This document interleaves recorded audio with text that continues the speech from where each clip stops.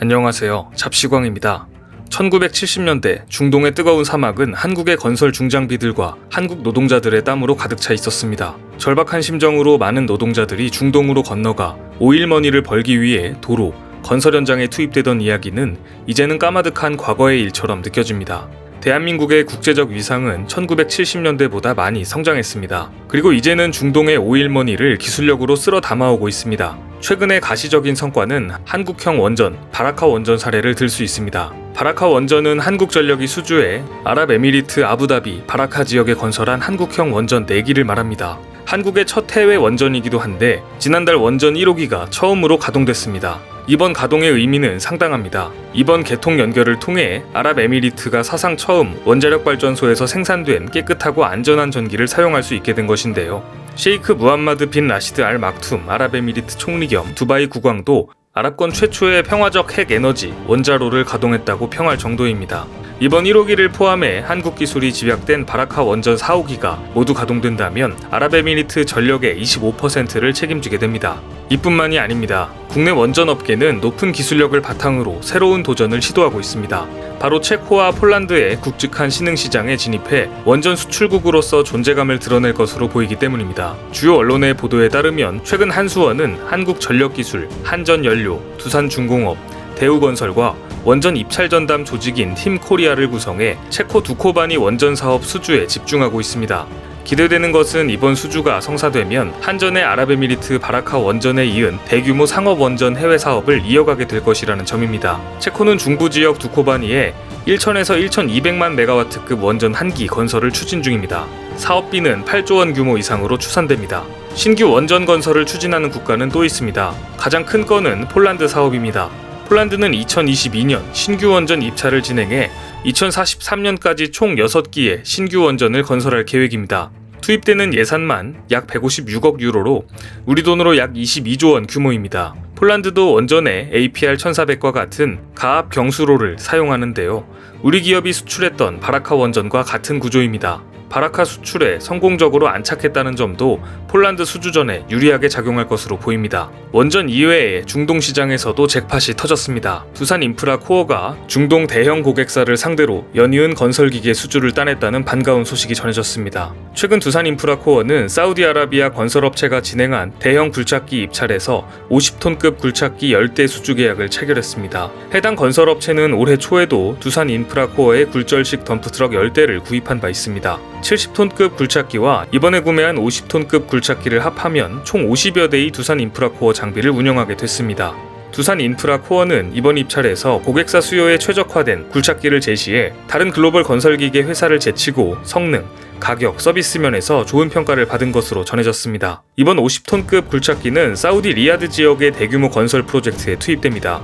현재 두산인프라코어는 중동 건설기계 시장에서 10% 이상의 점유율을 유지하고 있습니다. 최근 중동 시장이 유가와 감염병 사태 여파로 침체된 상황이지만 우리 기업은 높은 기술력으로 인정받고 있는 것으로 보입니다.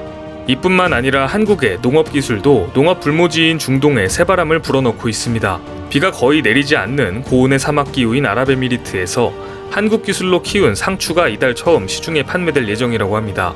분야를 가리지 않고 한국 기술의 우수성이 중동에 뿌리를 내리고 있는 것으로 보이는데요. 중동 현지 언론 등에 따르면 아랍에미리트 농업기술회사 스마트 에이커스는 아부다비 군 장교 클럽 내 임시 건물에서 수경 재배된 상추를 소비자에게 팔기로 했습니다. 이 상추의 가격은 킬로그램당 40디르함, 우리 돈으로 약 1,300원으로 유기농 상추와 비슷한 수준입니다. 상추를 기른 건물은 컨테이너를 개조해 만든 시설로 한 달에 900kg을 생산할 수 있다고 합니다.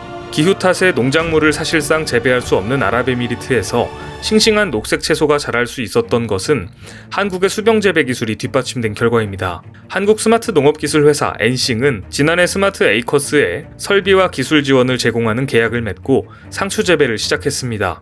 올해 수차례 시험 재배에 성공해 상업 생산 단계까지 이른 것입니다. 아랍에미리트 정부는 감염병 대유행을 거치면서 식량 안보를 최우선 정책 과제로 삼고 국내에서 농작물을 생산하는 데 관심을 두고 있는 것으로 알려졌습니다. 아랍에미리트는 식품의 80% 이상을 수입에 의존하기 때문에 이번처럼 전 세계적 전염병 사태와 같은 위기에 취약하기 때문입니다. 실제 이러한 움직임이 감지되고 있습니다.